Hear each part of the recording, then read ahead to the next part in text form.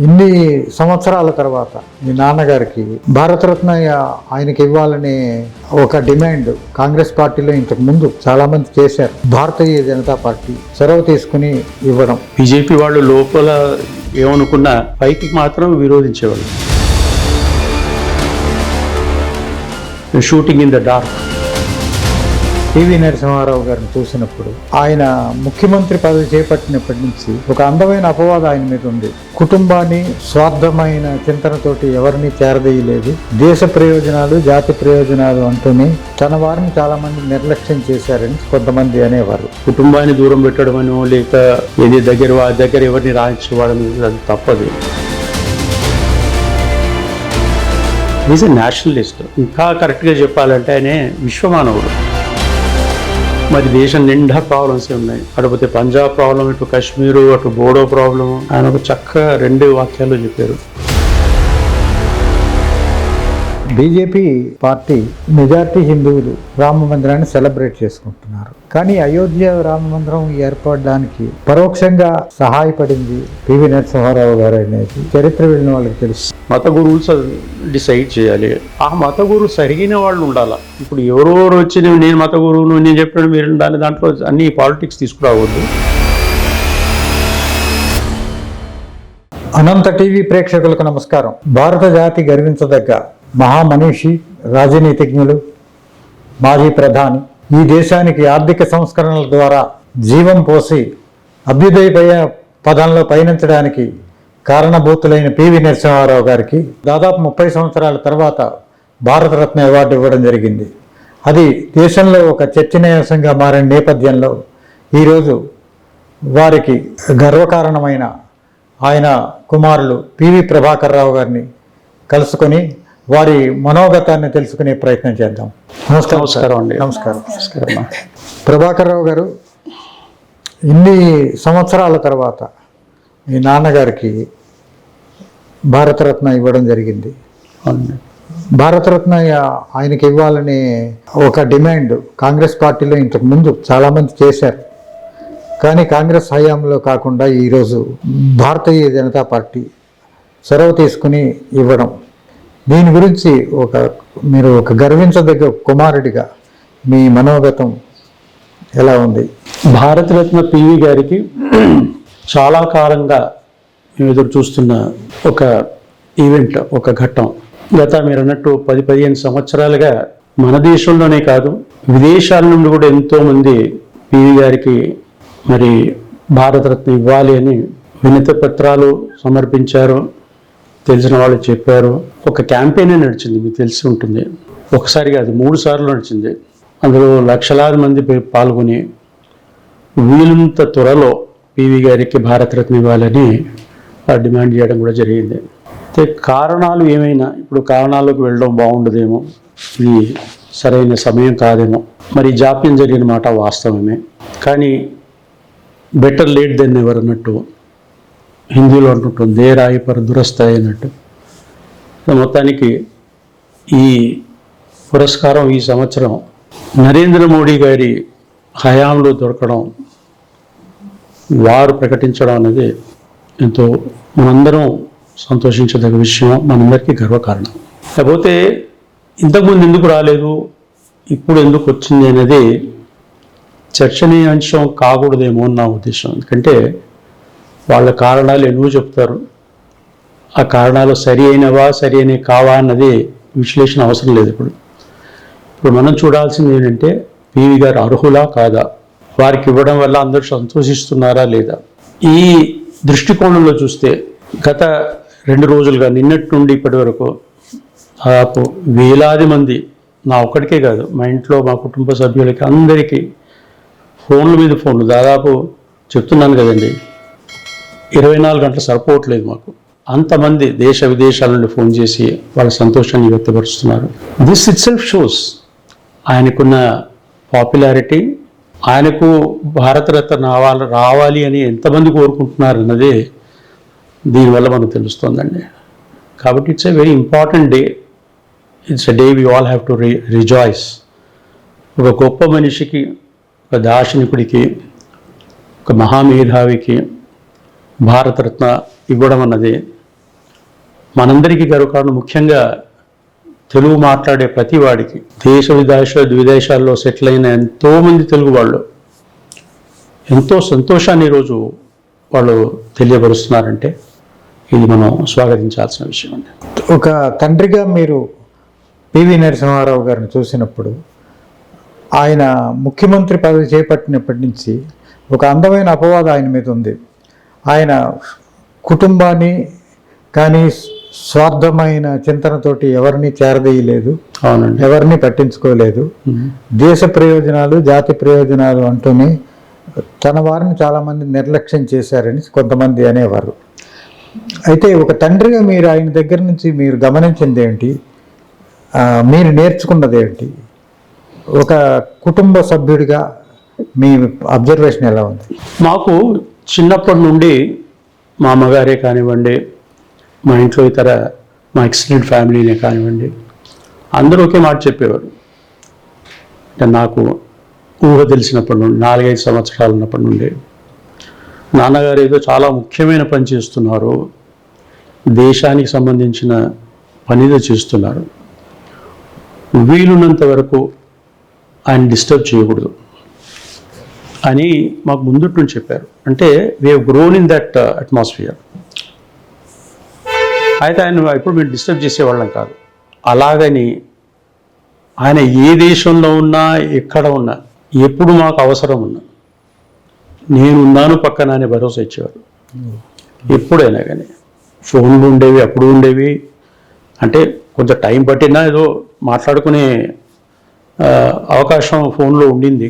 కాబట్టి మా బర్త్డేస్ అయినా లేక చిన్న చిన్న అవసరాలు మాకున్నా, అప్పటికి మా అమ్మ మొత్తం అంటే 90% ఆవిడే చూసేది.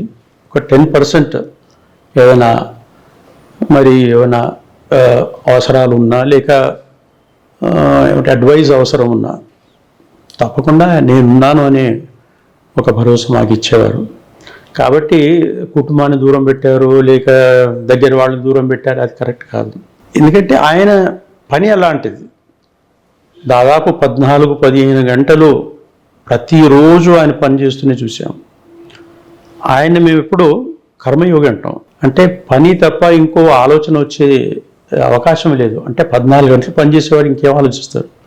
కుటుంబం గురించి అవన్నీ ఆలోచించేవాడు, ఈ పని చేయలేడు. కాబట్టి ఆయన దేశానికి సంబంధించిందే కానీ ప్రజలకు సంబంధించిన కానీ ఎప్పుడు ఆలోచిస్తూ రాయడము, చదవడము, ఇలాంటి పనులు ఆయన చేస్తున్నప్పుడు మేము చూసాం. ఆ అట్మాస్ఫియర్లో పెరిగాం మేము. కాబట్టి కుటుంబాన్ని దూరం పెట్టడమనో లేక ఏది దగ్గర ఎవరిని రాయించేవాడని అది తప్పది. ఆయనతో అవసరం ఉన్నప్పుడు ఎవరైనా కలవచ్చు. బహుశా ఆయనే ఇచ్చినంత స్వేచ్ఛ మిగతా వాళ్ళు చాలామందిని చూశాను. పొలిటీషియన్స్ వాళ్ళు అసలు కలవడానికే ఇష్టపడేవారు కాదు. ఇక్కడ ఎవరైనా ఎప్పుడైనా రావచ్చు, ఇంపార్టెంట్ విషయాలు ఏదైనా ఉంటే మాట్లాడవచ్చు. నాకు ఒకసారి చిన్న ఉదాహరణ చెప్తాను నేను. పేరు జార్జ్ ఫెర్నాండెస్ గారు, సమతా పార్టీలో ఉండేవారు.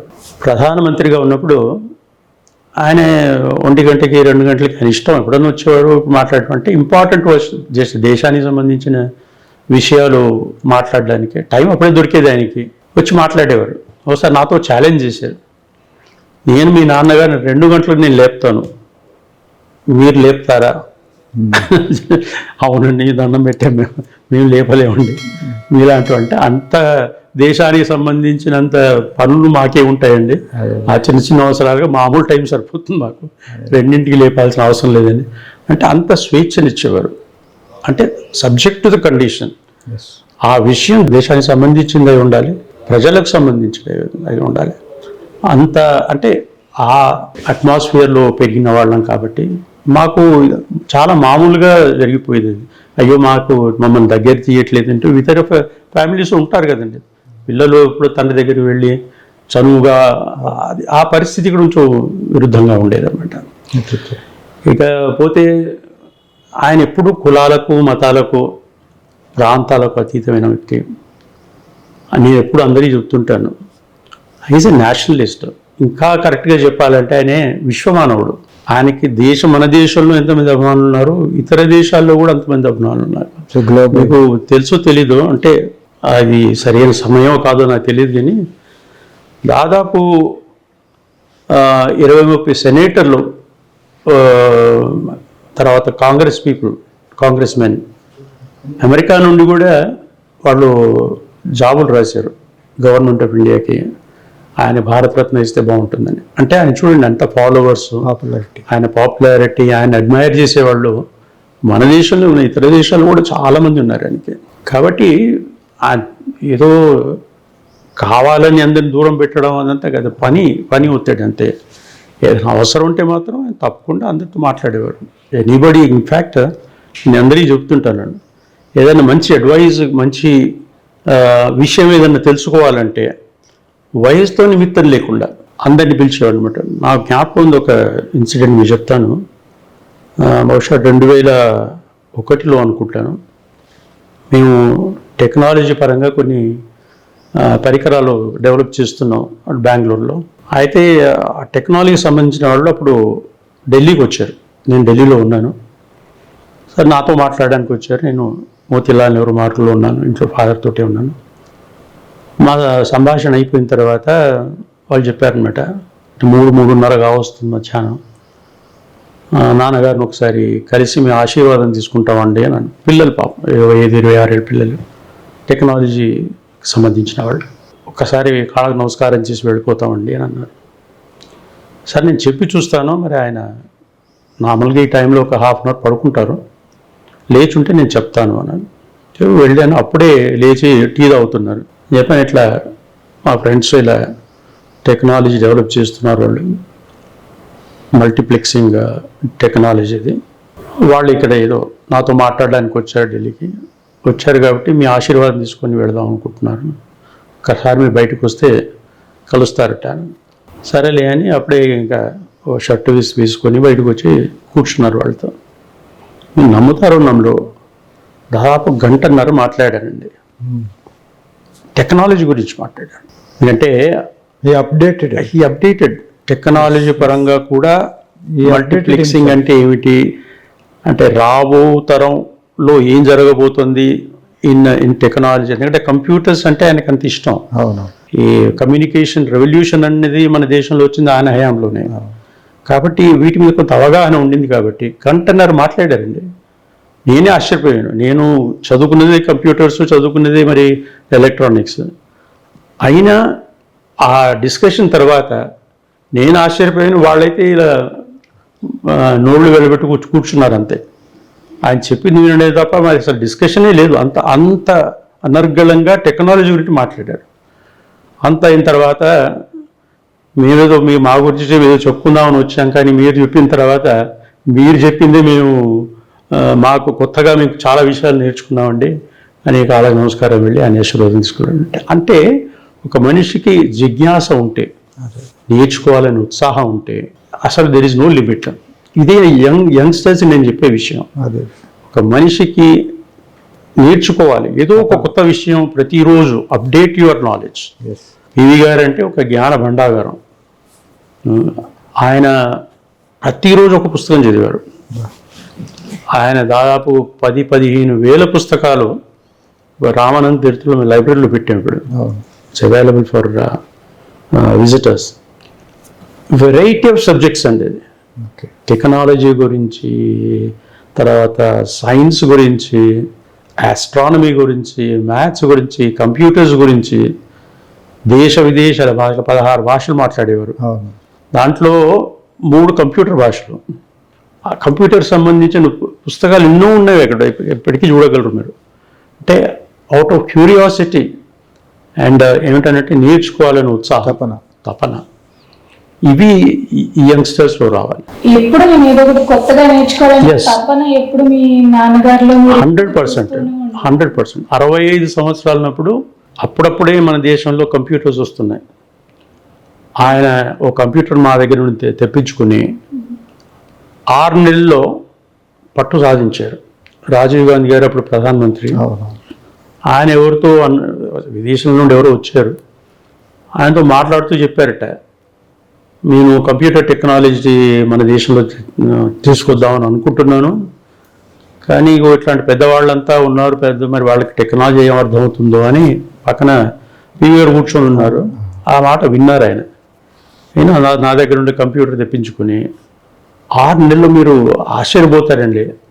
6 నెలలు మంచి పట్టు సాధించి రాజీవ్ గాంధీ గారు పివి గారి మధ్య సంభాషణ, రాజకీయాలు కాదు వారు మాట్లాడుకునేది, ఎప్పుడు కంప్యూటర్ టెక్నాలజీ గురించి మాట్లాడుకునేవారు. అది తన ఇంటర్వ్యూలో రాసుకున్నారు పివి గారు. మొన్నే మేము పబ్లిష్ కూడా చేసామండి. అంటే మనిషికి నేర్చుకోవాలనే తపన మీరు అన్నారు కదా, అది చాలా మనిషికి ఇంపార్టెంట్ అండి. యంగ్స్టర్స్ అది నేర్చుకోవాలి. ఆయన ఒక చాలా చిన్న గ్రామం నుంచి వచ్చి ఆయన అన్ని భాషలలో ఓవర్ ది పీరియడ్ ఎన్ని సంవత్సరాలు ఎన్ని భాషల మీద ఆయన పట్టు సాధించారు. అదే 16 భాషలు అండి. అదే 16 భాషల్లో అదే 3 కంప్యూటర్ భాషలు తీసేస్తే 13 భాషలు. అవునండి. There was no scope to learn other language అప్పట్లో. అంటే హిందీ తప్ప అవునండి మిగతా భాషలకు ఆస్కారం లేదు. Correct. But how he was able to నేర్చుకోవాలని తపన, అదే చెప్పాను కదా, ఒక జిజ్ఞాస. అదే ఇప్పుడు ఆయన చదువుకున్నది ఏంటంటే మీరు ఆశ్చర్యపోతారు. బీఎస్సీలో మ్యాథమెటిక్స్, తర్వాత ఖగోళ శాస్త్రం. ఆయన ఖగోళ శాస్త్రం అంటే చాలా ఇష్టం. ఆస్ట్రోఫిజిక్స్, ఫిజిక్స్ చాలా ఇష్టం అండి ఆయనకి. అది మన ఆస్ట్రానమీ.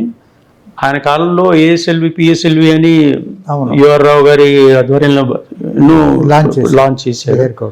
ఆయన చాలాసార్లు వారితో మాట్లాడేది, ఎక్కడుంది ఏంటి స్టేజెస్ ఏమిటి. బహుశా ఆ టైంలో మన పురోగతి చెందినంత బహుశా ఇంకే టైంలో చెందలేదు ఆ పర్టికులర్ ఫీల్డ్ మన దేశంలో. అంటే ఎందుకంటే సూపర్విజన్, పర్సనల్ సూపర్విజన్, ఇంట్రెస్ట్ ఏం చూపెట్టారో వాళ్ళు కూడా ఉత్సాహంగా పనిచేసేవారు. అలాగే న్యూక్లియర్ టెక్నాలజీ పితామహుడు పివి నరసింహారావు గారు. అది నేనేదో అన్నది కాదు, ఎవరన్నారు ఆ మాట? వాజ్పేయి గారే అని అన్నారు. నేనేదో ఇక్కడ న్యూక్లియర్ బ్లాస్ట్ నేను చేశాను, కానీ దీనికి పితామహుడు పివి నరసింహారావు గారు. పోఖ్రాన్ది 98లో చేశారు. ఇవన్నీ రెడీ ఆయనే చేసి పెట్టారు. ఆయనే దీనికి కర్మ క్రియ అని ఆయన ఒప్పుకున్నారు. అలాగే మిసైల్ టెక్నాలజీ మన పితామహుడు అబ్దుల్ కలాం గారు దాదాపు every 3rd day 4th day ఆయనతో ఇంటరాక్ట్ అయ్యారు.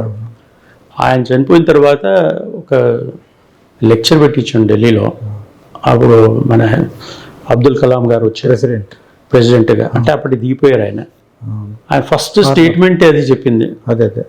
నేను ఏదో ఆయన చెప్పడానికి పోయి చివరికి ఆయన చెప్పింది నేను వచ్చేవాడిని అండి.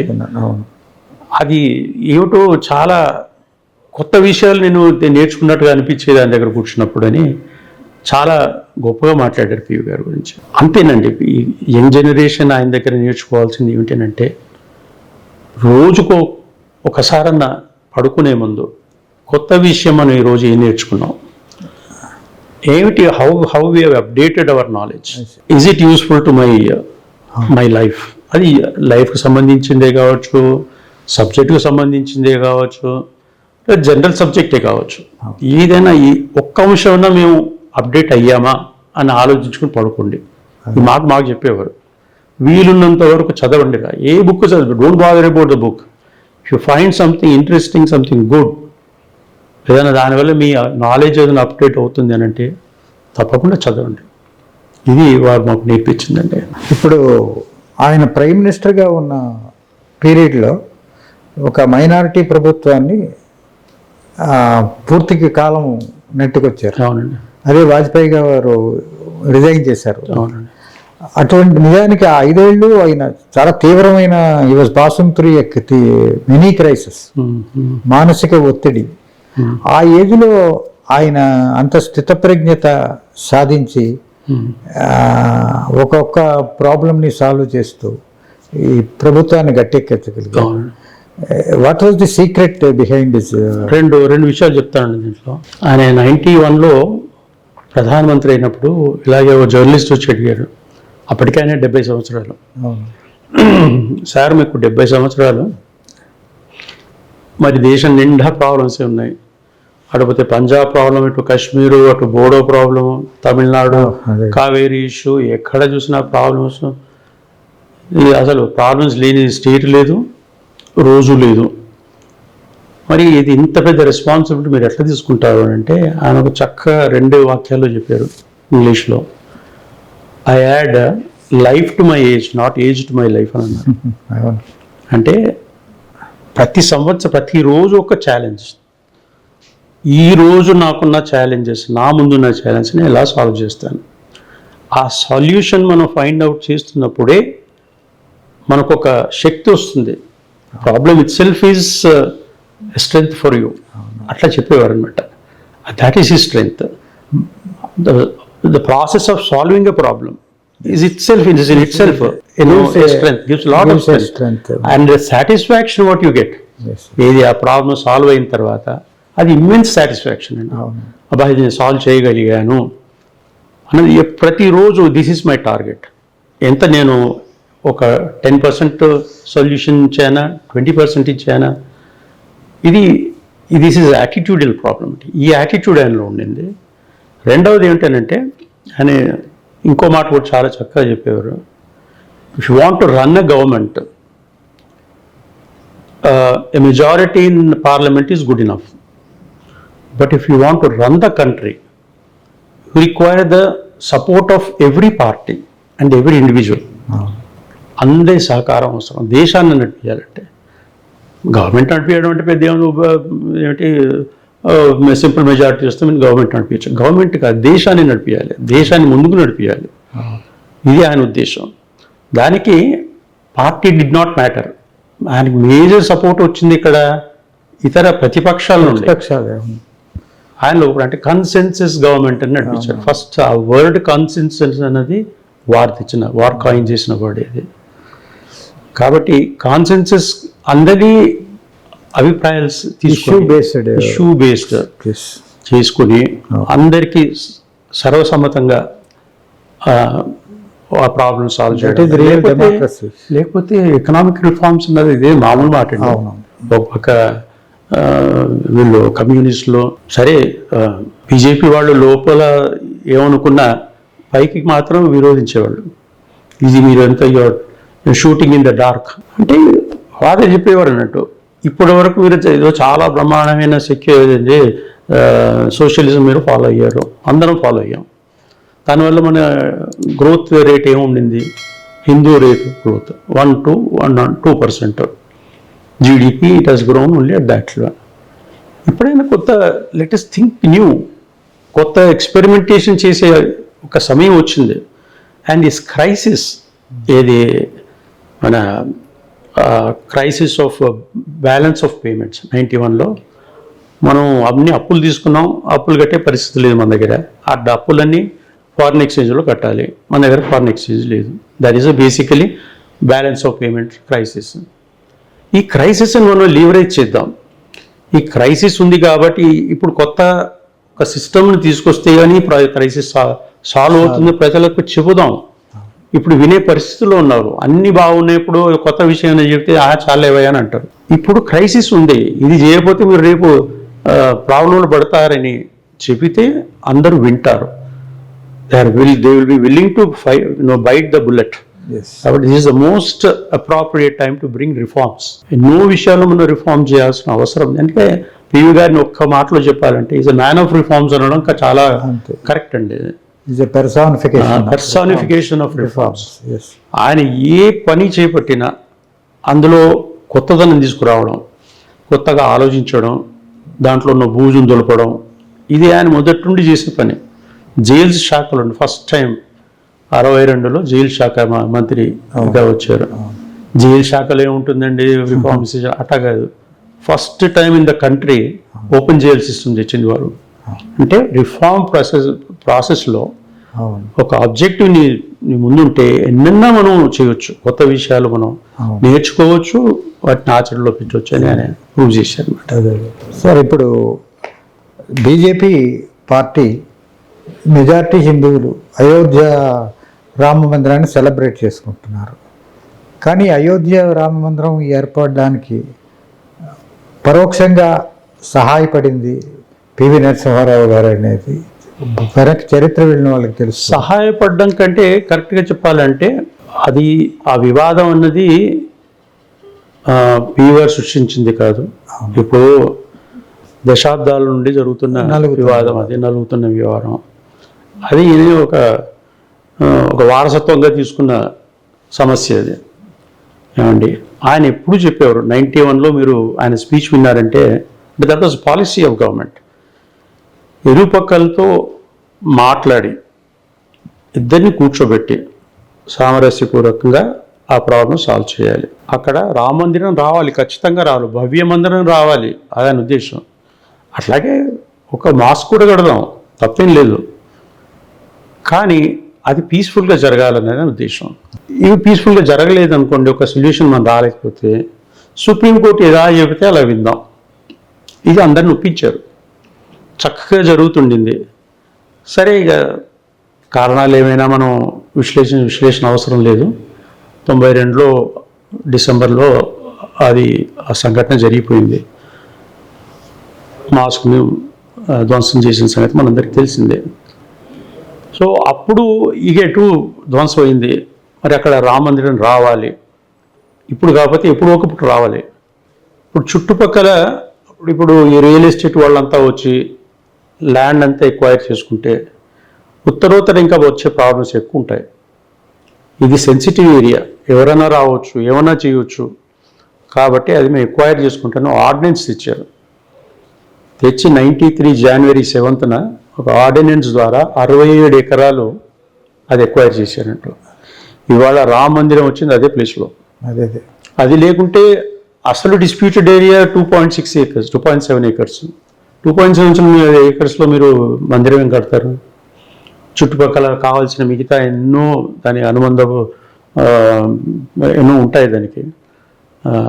అవన్నీ వచ్చే అవకాశాలు, షాపింగ్ కాంప్లెక్సే కానివ్వండి, ఇంకా ఇతర దేవుళ్ళ గుళ్ళు అవన్నీ రావు కదండి. సో అది ఇప్పుడు 67 ఎకరాలు ఎక్వైర్ చేశారు కాబట్టి అది సాధ్యపడింది. ఈరోజు భవ్యమైన మందిరం మనం చూస్తున్నామనంటే పివి గారి ఈ ఆలోచన 67 ఎకరాలు మనం ఎక్వైర్ చేయాలి అన్నది ఆలోచన మనం ఈరోజు తప్పకుండా పరిగణలో తీసుకోవాలండి. కాబట్టి మనం ఇప్పుడు మొన్నే ఆర్టికల్ ఒకటి రాశాను నేను, పివి గారి పాత్ర భవ్య మందిరం రావడంలో అని. ఆయన చేసిన కృషి ఏమిటి, ఎంత కష్టపడ్డారు ఈ ప్రాబ్లం సాల్వ్ చేయడానికి. చివరికి ఏమైంది, మళ్ళీ సుప్రీంకోర్టు చెప్పినట్టు అందరు విన్నారు కదండి. తర్వాత సిబిఐ కోర్టు ఏం చెప్పింది, అదేదో అందరు ఏదో ప్లాన్డ్గా చేసింది కాదు, కాన్స్పిరసీ అంటూ ఏమీ లేదు, అప్పటిదప్పుడు అనుకొని చేసిందే అది, కాబట్టి ఎవరు దీనికి బాధ్యులు కారు. సుప్రీంకోర్టు తీర్పుని ఆయన ముందుగానే ఊహించుంటారా? తీర్పు అంటే ఊహించకుండా తప్పకుండా ఇట్లా ప్రివేల్ అని అనుకున్నారు. తెలుసు కాబట్టి ఆయన డెఫినెట్లీ ఇప్పుడు land law of the land ఉంటుంది కదండి. ఇప్పుడు మన ఇద్దరి మధ్యన వివాదం ఉన్నప్పుడు ఏం చేస్తాం, కోర్టుకు వెళ్తాం, కోర్టు చెప్పినట్టు వినాల్సిందే కదా. అందుకే అదే చెప్పారు, మనం ఇది మతానికి సంబంధించిన విషయం, మత గురువులు డిసైడ్ చేయాలి. ఆ మత గురువు సరిగిన వాళ్ళు ఉండాలా. ఇప్పుడు ఎవరెవరు వచ్చి నేను మత గురువును నేను చెప్పాను మీరు దాంట్లో అన్ని పాలిటిక్స్ తీసుకురావద్దు. నిజమైన మత గురువులు రండి, ఇటువైనా ఇరుపక్కల కూర్చోండి, దానికి ఏమిటి సొల్యూషన్ ఆలోచించండి. సరే, ఒక సొల్యూషన్ రాలేదనుకోండి, అప్పుడు మనం ఖచ్చితంగా సుప్రీంకోర్టు చెప్పినట్టు వినాలి కదా అని ఆ ప్రాబ్లమ్ని. అంటే హీ వాజ్ ఎక్స్పెక్టింగ్ దట్ అంటే మేము ఒప్పుకుంటామని ఒప్పించడం కూడా అది గొప్ప విషయం. ఇప్పుడు కోర్టు మాది కోర్టుకే సంబంధం, మతానికి సంబంధించింది అని చెప్పొచ్చు వీళ్ళు. కానీ అలా కాకుండా ఇరు వర్గాలని ఒప్పించారని. దట్ ఎస్, మరి సుప్రీంకోర్టు చెబితే మేము వింటాము అని ఆ లెవెల్కి తీసుకొచ్చి పెట్టారు. సరే, ఎన్నో కారణాల వల్ల అది జరిగిపోయింది, మీకు తెలుసు అనుకుంటాను. కింది కోర్టు కూడా చెప్పింది, మన సిబిఐ కోర్టు, దాంట్లో దోషులు ఎవరు లేరు, అందరినీ ఇంక్లూడింగ్ ఎల్కే అద్వానీ గారిని కూడా నిర్దోషిగా తీర్చింది. కాబట్టి ఆయన ప్రమేయం కానివ్వండి, ఆయన పాత్ర చాలా గొప్ప పాత్ర. ఆయన ప్రారంభించింది ఈరోజు మోడీ గారు పూర్తి చేశారని మనం అనుకోవచ్చు. మీ తండ్రి గారు చాలా చదువుకున్న వ్యక్తి, అలాగే లోక జ్ఞానం బాగా తెలిసిన వ్యక్తి, అందరి గురించి తెలుసు, అసలు ఏం చేస్తే బాగుంటుంది, ఇది మంచిది ఇది చెడు అనడానికి ఇంకా ఆయనకి వేరే వాళ్ళకి చెప్పనవసరం లేదు. ఈచ్ అండ్ ఎవ్రీథింగ్ ఆయనకి తెలుసు. అలాంటప్పుడు మీ చదువుల గురించి ఆయన ఎలాంటి శ్రద్ధ తీసుకునేవారు?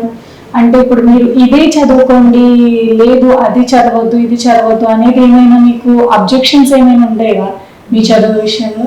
మా ఇంట్లో మా ఎనమండూరు పిల్లల్లో ఆయన మీరు ఇది చదవండి ఇది చదవద్దు అని ఇప్పుడు చెప్పలేదు. పూర్తి స్వేచ్ఛను ఇచ్చారు మాకు. నా జీవితం అంటే నా అనుభవం చెప్తాను మీతో. నేను 10th క్లాస్లో మెరిట్ స్టూడెంట్, సెయింట్ పాల్స్లో నేను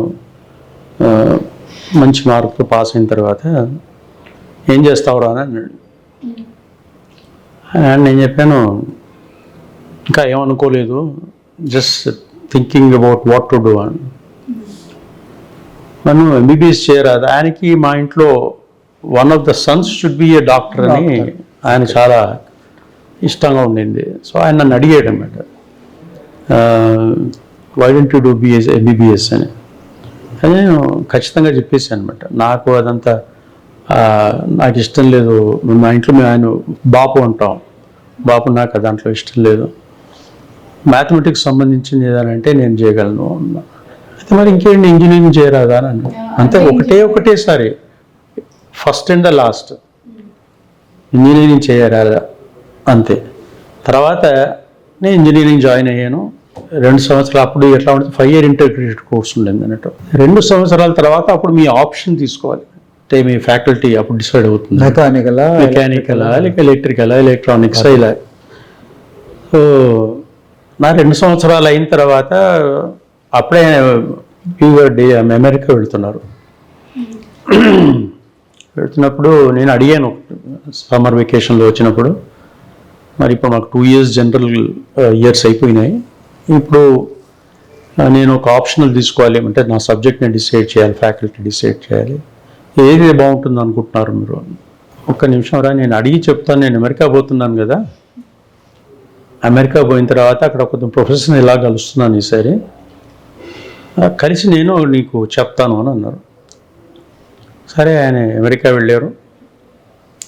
3 నెలల తర్వాత, అప్పటికి నేను ఆల్రెడీ జాయిన్ అయిపోయాను, ఎలక్ట్రికల్ ఎలక్ట్రానిక్స్ తీసుకొని జాయిన్ అయిపోయాను. 3 నెలల తర్వాత ఒక లెటర్ మీద నాకు రాశారనమాట, I discuss with professors here, each subject is as good as the other అంటారు. As good as the other. Okay, ఏదైనా మంచిది, ఏదైనా మంచిది. Okay, and whatever subject you take you should excel in that. అంతే అంతే అంతే, ఇది అని చెప్పింది అన్నట్టు. అంటే అది 3 నెలల తర్వాత వచ్చిన లెటర్ అది. తర్వాత నేను ఆల్రెడీ జాయిన్ అయిపోయాను, I got first class marks. అది వేరే విషయం అనుకోండి. చెప్తున్నాను అంటే అంత ఆలోచించేవాడు ఏ విషయమైనా కానీ. అంటే ఇది 2 సార్లు నాకు ఇంటరాక్షన్ నా చదువు గురించి. అట్లాగే మా ఇంట్లో అందరితో కూడా అంతే. మా 2 సిస్టర్స్ డాక్టర్స్, వాళ్ళని ఒకటే ఆప్షన్ ఇచ్చారు, డాక్టర్ నిజంగానే చేయాలని ఉందా, లేకుంటే ఎవరో మీ ఫ్రెండ్స్ ఏదో చేస్తున్నారని మీరు చేస్తున్నారా అంటే, లేదు మాకు చాలా ఇష్టం ఈ సబ్జెక్ట్ అంటే ఇష్టం అంటే ఓకే. మీరు ఒక సిస్టర్ టీచర్గా పనిచేశారు కదా? టీచర్ మా ఇప్పుడు వాణి టీచర్ కంటే షీ వాజ్ ఎ లెక్చరర్ అంటే ఆర్టిస్ట్ ఆవిడ. అయితే she use to teach art, కాబట్టి ఆవిడ 2-3 years లెక్చరర్గా ఉన్నారు టీచింగ్. నాకంటే 2 years పెద్ద అండి, పెద్ద ఎల్డర్. అట్లా అందరికీ స్వేచ్ఛనిచ్చారు. మా పెద్దన్నయ్య గారికి అయితే ఆయన నేను ఏమి చేయను BA తప్ప అని అన్నారు. సరే, ఆ నిజాం కాలేజీలో BA చేశారు, తర్వాత లా చేశారు, జర్నలిజం చేశారు, బ్రహ్మాండమైన మార్కులతో పాస్ అయ్యారు. ఆయన ఎడ్యుకేషన్ మినిస్టర్గా ఉన్నారు. కాబట్టి పూర్తి స్వేచ్ఛ. మీరు పాలిటిక్స్కి వస్తారా రండి, కానీ నేనున్నాను నేనేదో చేస్తానని మాత్రం కాదు. మీరు రండి, నిజంగా ప్రజాసేవ మీకు ఇష్టం ఉంటే I'm not coming in your way, కానీ it should be a passion. నేను ప్రజాసేవ చేస్తాను, నాకు ప్యాషన్ షుడ్ డ్రైవ్ యూ. ఒక్క పాలిటిక్సే కాదు, ఏ విషయమైనా నేను మంచి ఇంజనీర్ అవుతాను అని that passion should drive you. అట్లాంటప్పుడు టేకప్ చేయండి. ఏదో ఎవరో మీ పియర్ ప్రెషర్ అనో, లేకుంటే మీరు ఎవరో చెప్పారనో, మా ప్రొఫెసర్ చెప్పాడనో, మా అంకుల్ చెప్పాడో, అట్లాంటి పనులు ఏ డిసిషన్ తీసుకోకండి. Go with your heart, not your mind అని చెప్పేవారు అనమాట. సో నేను ఈ తరాన్ని వాళ్ళకి నేను అదే చెబుతాను. So go follow your heart, not your mind. నీకు ఏది ప్యాషనేట్గా అనిపిస్తుందో ఆ ప్యాషన్ మీరు ఫాలో కావండి అని చెప్తుంటాను. ఫాదర్ కూడా అది చెప్పేవారు. సో ఎవరి మీద ప్రెషర్ లేదు. Everybody was free to choose their own profession. By God's grace అందరం రీజనబుల్లీ వెల్ సెటిల్డ్. అదే ఇట్లాంటి ఇబ్బంది ఏం లేదు. చదువులో ఎటువంటి ఒత్తిడి అనేది మీరు మీ నాన్నగారి నుంచి ఇప్పుడు ఎన్ని మార్కులు వచ్చాయని కూడా అడగలేదు నన్ను. ఆయనకంత సమయం లేదు. సమయం లేదని కాదు, అంటే ఆయనకి టైం ఎక్కడ ఉంది? ఆయన ఒకటే మాట అండి, మేము ఇన్సైడర్ బుక్ చదివారో లేదు, every person has the right to go through his own knocks in his life. నా ఎక్స్పీరియన్స్ వేరు, మీకుండే ఎక్స్పీరియన్స్ వేరు. అవును. మీ ఎక్స్పీరియన్స్ మీకు చాలా పెద్దగా అనిపించవచ్చు, నా ఎక్స్పీరియన్స్ నాకు పెద్దగా అనిపించవచ్చు. కానీ నా ఎక్స్పీరియన్స్ మీకు వర్తిస్తుందని అనుకోకూడదు. Everybody has a right to go through his own knocks. అప్పుడే తెలుస్తుంది జీవితం అంటే ఏమిటో అని. ఇది 2-3 సందర్భాల్లో వాడతారు. అది చాలా 100% నిజం. ఆయన ఆచరణలో కూడా పెట్టారు అన్నమాట. అందుకనే ఆయన హ్యూమన్ రిసోర్స్ డెవలప్మెంట్ మినిస్టర్గా ఉన్నప్పుడు sound mind and sound body both are important for అది all round development of the child అని చెప్పేవారు. Comprehensive development of the child అన్న దాని మీద స్ట్రెస్ చేసేవారు ఆయన. అంతకుముందు ఏమిటి, ఏదో వెళ్తున్నారు స్కూల్కి, మార్కులు తెచ్చుకోవడము అంతవరకే ఉండేది. కానీ concept of human resource Navodaya schools వారు తెచ్చిందే. కాబట్టి ఆయన concept of life, concept of growth అన్నది it was something of a new thinking అనమాట. అందుకే ప్రజలకు అంతా నచ్చింది. నవోదయ స్కూల్స్ అనేది అది ఆయన చేసిన ఎక్స్పెరిమెంటే. రాజీవ్ గాంధీ గారు అన్నారట, హ్యూమన్ రిసోర్స్ డెవలప్మెంట్ ఇచ్చాను కదా, యూ డూ వన్ థింగ్, ఏదన్నా ఒక్కటి చేయండి, that should be there for ever, history should remember us, I leave it to you. ఇక్కడ అంతకుముందు ఇక్కడ చీఫ్ మినిస్టర్గా ఉన్నప్పుడు ఆంధ్రప్రదేశ్లో సర్వేల్లో ఒక రెసిడెన్షియల్ స్కూల్ పెట్టారనమాట.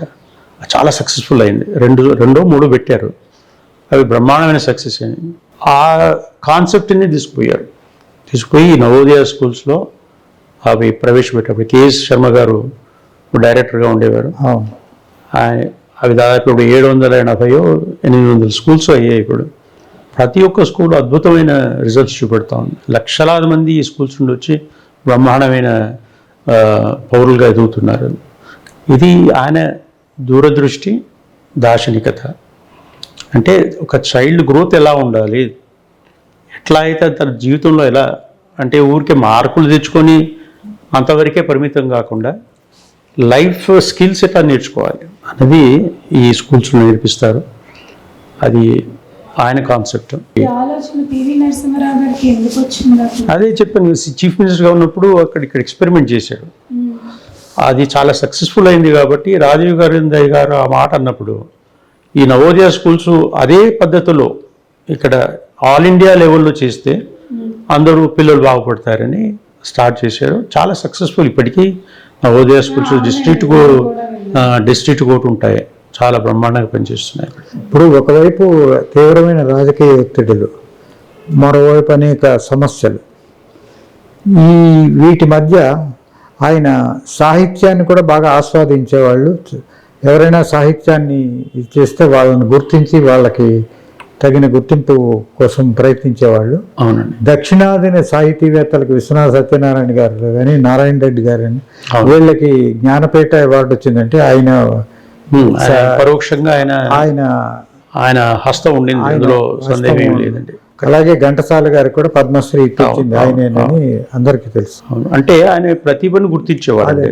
అంటే ఆయన లేకపోతే దక్షిణాది ప్రజలకు ఇంత గుర్తింపు వచ్చేది. అసలు చాలా మంది తెలియని విషయం ఏంటంటే విశ్వనాథ సత్యనారాయణ గారి 1000 పడగలు హిందీలో అదే ఎందుకు చూస్ చేశారు ట్రాన్స్లేషన్ అని చాలా మంది అడుగుతుంటారు. అట్లాంటి గ్రంథాలు చాలా ఉన్నాయి కదండి, ఎన్నో బుక్స్ ఉన్నాయి. ఆయన హిందీలో బ్రహ్మాండమైన పాండిత్యం, అలాగే తెలుగులో బ్రహ్మాండమైన పాండిత్యం, ఏదైనా చూస్ చేసుకోవచ్చు. ఇదెందుకు చూస్ చేశారు అంటే మీకు తెలుసో తెలీదో కానీ ఆ కాలంలో ఈ వింధ్యాస్ కింది వాళ్ళందరినీ మద్రాసీస్ అనేవాడు. తెలుగు అంటే తెలుగు వాళ్ళకు ఒక సంస్కృతి ఉంది, ఇక్కడ సాహిత్యం ఉంది, ఇక్కడ వేషభాష ఉంది అనేది అసలు గుర్తించేవాళ్ళే కాదు. సత్యనారాయణ గారి బుక్లో తెలుగు వాళ్ళ కల్చర్ కంప్లీట్గా మనకు కనబడుతుంది, అర్థం పడుతుంది ఆ పుస్తకం.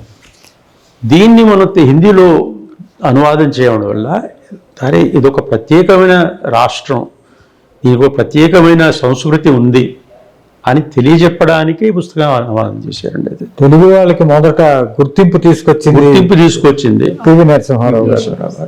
జాతీయ స్థాయిలోని అంతర్జాతీయ స్థాయిలో 1000 పణికలు ఇంగ్లీష్ అతర లాంగ్వేజెస్ లో కూడా బాగా వెళ్ళింది. అయితే అది వారు చేసింది కాదు, బట్ బేస్ ఆయన తీసుకున్న చొరవే. పాపం సత్యనారాయణ గారికి హిందీ రాదు. అవును.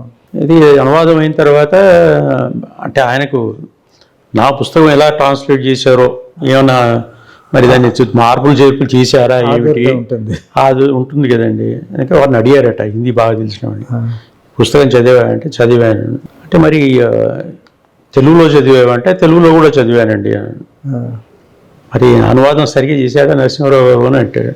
ఏమోనండి చాలా మంది చదివిన తర్వాత అదే ఒరిజినల్ ఇది కాపీ అనుకుంటున్నారు, ఇది ట్రాన్స్లేషన్ అనుకుంటున్నారండి. అలా కోపడ్డట ఆయన, ఏంట్రా అట్లా అంటావని. అంటే అంత ఇన్వర్స్ అయ్యి చేశారు. అంటే సబ్జెక్ట్ లో మమేకం అయిపోయి చేశారు. అందుకే అంత బాగా వచ్చింది అది. అంటే ఇన్ని రంగాలను ఆయన బ్యాలెన్స్ చేయడానికి ఆయనకి ఒక స్పిరిచువల్ పవర్ ఆయన వెనక ఉందనేది. Spiritual power. ఇంకోటి ఆయనలో గొప్పతనం ఏంటంటే ఒక గంట మనం ఏదైనా విషయం మీద మాట్లాడుతున్నా లేక పని చేస్తున్నా ఇంకా చాలా అనిపిస్తుంది, ఇంకేదైనా చేద్దాం అనుకుంటా. 7 గంటలు 8 గంటలు అంటే ఆ ఏకాగ్రత. అంటే ఆయన ఎప్పుడు ఆయన ఒక ఆస్తికుడుగాను ఒక దైవభక్తుడిగా ప్రజెంట్ చేసుకోలేదు. ఆయనకి దానికి ఎక్కువ సమయం కేటాయించినట్టుగా ఎక్కడ లేదు. కరెక్ట్. ఆయన ఎప్పుడు చెప్పేవారండి ఆధ్యాత్మికం అన్నది, స్పిరిచువలిజం అన్నది between you and your God. అంతే అంతే. డిస్ప్లే చేయాల్సిన అవసరం లేదు. అందుకని ఆయన ఏ స్వామీజీ దగ్గర వెళ్ళినా ఆధ్యాత్మిక చింతనే ఆయన ఆ డిస్కషన్ చేసేవాళ్ళు. అబ్బాయి ఏదో రిలీజన్ గురించి అదేం లేదు, ఓన్లీ స్పిరిచువలిజం గురించి మాట్లాడుకునేవారు. అంతేకాకుండా దైవభక్తి లేదని కాదు, కానీ అది పెద్దగా ప్రజలకు చూపెట్టాల్సిన అవసరం కూడా లేదని చెప్పేవారు. ఆయన స్నానం చేయగానే బయటకు వచ్చి ఒక 10 నిమిషాలు అంతే ఆ పటాల ముందు దేవుడి పటాల ముందు నిలబడి నమస్కారం చేసుకుని తన పని చేసుకుని, అంటే పనిలో దైవత్వం చూసిన వ్యక్తి ఆయన. వర్క్ ఈజ్ వర్షిప్ అనేవారు. కాబట్టి ఇది చాలామంది ఏమనుకుంటారంటే ఆయన ఏదో బ్రాహ్మణుడు, ఇక పూజల్లో 2 గంటలు చేస్తారు. ఎవరో మన బుక్లో కూడా రాశారు, పేరు జ్ఞాపకం రావట్లేదు. ఆయన ఎవరంటే బాబర్ మసీద్ కూలుతున్నప్పుడు ఈయన లోపల కూర్చొని పూజలు చేసుకుంటూ కూర్చున్నాడు, దాన్ని పట్టించుకోలేదు. అంత అన్యాయం అండి. ఇలాంటి ఆరోపణలన్నీ తప్పు. ఆయన దైవచింతన ఉండింది, కానీ ఆయన ఇప్పుడు గంటలు పూజలు చేసింది నేను ఎప్పుడు చూడలేదు. అదే this is something which will me and my God. ఎందుకంటే దేశంలోని ప్రధానమైన సంఘటనలు జరిగినప్పుడు he was in key position. Indira Gandhi గారు అసాసినేషన్ అప్పుడు హీ వాజ్ హోమ్ మినిస్టర్. అవును. ఈ మన అయోధ్య ఇది అప్పుడు కూడా ఆయన he was home minister. Ayodhya prime minister. So ఇన్ని చారిత్రాత్మకమైన ఇంత సంచలనాత్మకమైన పరిణామాలు జరిగినప్పుడు కూడా ఈ నెవర్ లాస్ట్ హిస్ బ్యాలెన్స్. అవునంట. ఆయనలోని గొప్పతనం అది. ఆయన ఎప్పుడు ఆయన ఎందుకంటే స్థితప్రజ్ఞుడు అంటారు. ఎమోషన్స్ అండి. ఓవర్ రియాక్ట్ కావడం, రియాక్షనే లేదు అన్నిటికీ. అదే ఎట్లా వస్తే అట్లా తీసుకోవడం అంతే. ప్రాబ్లం రాగానే ప్రాబ్లం సాల్వ్ చేయడం అంతే. ఈ రోజు ఎన్ని ప్రాబ్లమ్స్ వచ్చాయి, నేను ఎన్ని సాల్వ్ చేశాను ఇంతే. ఆయన దృష్టి అంతా అంతే ఉండేది. అయ్యో దాంట్లో మెచ్చుకుంటారా లేక అవమానపరుస్తారా, రాళ్ళు వేస్తారా, పొగడ్తలు ఇస్తారా, ఈజ్ నాట్ బాదర్. నా పని, నా ముందున్న పని ఏమిటి, నేను అది సక్రమంగా చేస్తున్నానా, అంతే ఆయన ఉద్దేశం. నరసింహారావు గారి గురించి చాలా విషయాలు చెప్పారు. అయితే ఆయన వారసత్వాన్ని, ఆయన దేశానికి అందించిన సేవల్ని గుర్తు చేసుకుంటూ ఆయన చేసిన దిశానిర్దేశాన్ని కొనసాగిస్తే దేశం ఇంకా ప్రగతి పథంలోకి వెళ్ళే అవకాశం ఉంది. ఆయన వారసత్వాన్ని కొనసాగించడానికి ఒక పౌరుడిగా, ఆయన తనయుడిగా మీరు నిర్దేశించుకున్న లక్ష్యం ఏమైనా ఉందా? ఏమైనా ఆలోచనలు ఏమైనా ఉన్నాయి? అదేనండి, ఇప్పుడు ఆయన వారసత్వం అన్నది చాలా పెద్ద విషయం మీరు మాట్లాడారు. అదే ఒకటి సాహిత్య వారసత్వం ఉంది. ఇందాక చెప్పాను సైన్స్ టెక్నాలజీ ఇంట్రెస్ట్ రాజకీయ వారసత్వం, రాజకీయాల వారసత్వం ఉంది. అదే ఇప్పుడు వారసత్వాన్ని ముందుకు తీసుకువెళ్ళడానికి పిల్లలే అవసరం లేదు. ఆయన ఆలోచన విధానాన్ని ఆకలింపు చేసుకున్న వాళ్ళు ఎవరైనా ముందుకు తీసుకెళ్ళొచ్చు. అదృష్టవశాత్తు మా ఇద్దరు అన్నయ్యలు రాజకీయాల్లో ఉన్నారు. అప్పుడు వాళ్ళు సాధ్యమైనంత ముందుకు తీసుకువెళ్ళారు. మా సిస్టర్ ఇప్పుడు వాణి ఎమ్మెల్సీగా ఉన్నారు. ఆవిడకి తోచిన విధంగా ఆవిడ కొంత ముందుకు తీసుకెళ్తుంది. అయితే ఆయన చాలా ఎత్తుకు ఎదిగిన వ్యక్తి అండి. ఆయన ఎదుర్కొన్న సమస్యలే అనుకోండి, ఆయన అధిగమించిన విధానాలే కానివ్వండి, అదృష్టవశాత్తు ఇప్పుడు లేవు. ఇప్పుడు 91 క్రైసిస్ అన్నది ఇప్పుడు లేదు. అప్పుడు దిశానిర్దేశం జరిగిపోయింది, ఒక గాడిలో పడింది. ఇప్పుడు దాన్ని స్పీడ్ పెంచడమే, అంతే అంతే. అది చేస్తున్నారు అన్ని గవర్నమెంట్. గొప్ప విషయం ఏంటంటే ఆయన తెచ్చిన ఏ రిఫార్మ్ అయినా, లుకిస్ట్ పాలసీ అనుకోండి, అందరూ అదే ఫాలో అవుతున్నారు. ఇప్పుడు నవోదయ స్కూల్స్ ఇందాకే మనం మాట్లాడుకున్నాం, అది అందరూ ఫాలో అవుతూనే ఉన్నారు. జైల్స్, ఓపెన్ జైల్ సిస్టమ్ ఇప్పుడు 1962 వచ్చేది ఇప్పటికీ ఫాలో అవుతున్నారు. ఎడ్యుకేషన్ సిస్టమ్ మొన్నటిదాకా మన 1986 న్యూ ఎడ్యుకేషన్ పాలసీ ఫాదర్ తెచ్చింది. ఇప్పటికీ అంటే మొన్నటిదాకా అది ఫాలో, ఇప్పుడు ఏదో మళ్ళీ చేంజెస్ తెస్తున్నారు. న్యూ ఎడ్యుకేషన్ పాలసీ అని 2023 24 తెచ్చారు. అంటే ఏదైనా కానీ అంటే అంత ముందు చూపు దార్శనికత అంత ఉండింది కాబట్టి ఆయన చేసిన దిశానిర్దేశంలో అందరూ ఫాలో అవుతున్నారు. దానికి వారసత్వం అంటే ఇంటి వాళ్ళే చేయాలని నేను లేదు. ఇంటి వాళ్ళు చేయగలిగితే మంచిది, కానీ వాళ్ళే చేయాలని నా వంతుకు అవకాశం, దేనికైనా అవకాశం ఉంది. ఇప్పుడు నాన్నగారు ఆయన ఉద్దేశంలో ఏమిటంటే ఆయన చిన్నప్పుడు అనుకునేవారు, అట్లా నాకు ఒకసారి చెప్పారు. మా సైన్స్ ఇందాక మనం అనుకున్నాం కదండి, ఆస్ట్రానమీ అనే సబ్జెక్ట్స్, నేను ఆక్స్ఫర్డ్ వెళ్ళి ప్రొఫెసర్గా సెటిల్ అవ్వాలనుకున్నారు. కానీ ఏమైంది, ఆయనకు సంబంధం లేని రాజకీయాల్లోకి వచ్చారు. ఆయన అసలు అంటే సంబంధం లేని మరి సాహిత్య రంగంలోకి వచ్చారు. రెండిట్లో ఆయన అత్యున్నతమైన స్థాయికి వెళ్ళారు.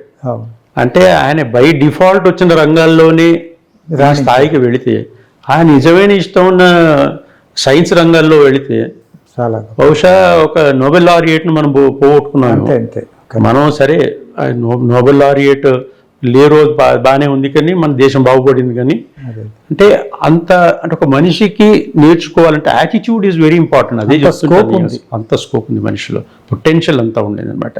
కాబట్టి వారసత్వం అన్నది ఎవరైనా ముందుకు తీసుకోవచ్చు. మాకు ఏదైనా అవకాశం ఉంటుంది, మాకు ఒక అవకాశం రావాలి.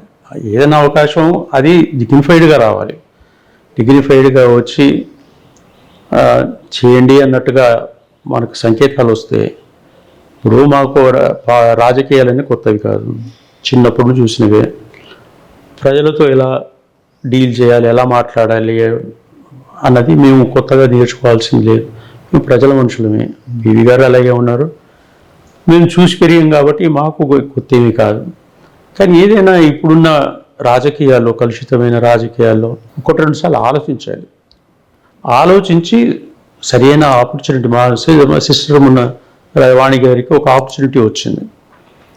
డబ్బుకు సంబంధం లేకుండా, నిమిత్తం లేకుండా మీరు మా దగ్గర రండి, అన్నీ మేము చూసుకుంటాం, మీకు ఎమ్మెల్సీ ఇస్తాం, దీంట్లో మీరు చేయాల్సినప్పుడు మీరు చేయండి అని అన్నారు. అలాంటి అవకాశం వస్తే తప్పకుండా మేము వెనక్కి పోయేది ఏం లేదు. ఆయన ఆలోచన విధానాన్ని ముందు తీసుకురావడానికి అన్ని విధాలా ప్రయత్నం చేస్తాను. దాదాపు 10-15 సంవత్సరాలుగా ఆయన రాసిన పుస్తకాలే కానివ్వండి, ఆయన ఇచ్చిన ప్రతి స్పీచ్ని ఆల్మోస్ట్ రీసెర్చ్ లెవెల్లో నేను అర్థం చేసుకుని, ఆకలింపు చేసుకునే ప్రయత్నం చేశాను. ప్రయత్నం అనే అంటాను. నా దగ్గరికి మనం ఒక 3 సంవత్సరాల క్రితం ఆయన సాహిత్య రంగంలో ఆయన చేసిన కృషి గురించి రీసెర్చ్ చేస్తాను వచ్చారు. కొంత ఇన్ఫర్మేషన్ ఏదో కావాలంటే నాకు వచ్చిన విధంగా గైడ్ చేశానని. జస్ట్ 1 వీక్ క్రితం ఆయన PhD వచ్చింది. అంటే ఒక్క సబ్జెక్టులోనే అంత ఉంది తెలుసుకోవాల్సింది ఆయన మనిషి. మనం ఎంతని ఆయన ఒక చెప్తాను కదండి, ఒక విజ్ఞాన సాగరం. అది మన ఓపిక అంతే. మనం ఎంత లోపలికి పెడితే అన్ని రత్నాలు దొరుకుతాయి. సో అలాంటిది మన వంతు కృషి మనం చేయడానికి నేను ఎప్పుడు తయారుగా ఉన్నాను. చూశారు కదా, పివి నరసింహారావు గారు విరాట్ స్వరూపాన్ని వారి తనయులు ప్రభాకర్ రావు గారు ఎంత చక్కగా ఆవిష్కరించారు. ఎప్పటికప్పుడు మనం అప్డేట్ చేసుకుంటే ఎంతైనా సాధించవచ్చని ఒక విశ్వమానవుడు స్థాయికి ఎదిగి లోకానికి చాటిన పివి నరసింహారావు గారికి భారతరత్న ఇవ్వడం అనేది ఆలస్యమైనా కూడా హిమాలయాన్ని గౌరవించిన అట్టుగా భారతరత్నని హిమాలయాలకు తీసుకువెళ్ళినంతగా చేసి ప్రభుత్వం ప్రతిభకి పట్టం కట్టింది. ఈ సందర్భంగా పివి నరసింహారావు గారికి అనంత టీవీ తరపున కూడా పివి నరసింహారావు గారి కుటుంబ సభ్యులకి అభినందనలు తెలుపుతున్నాను.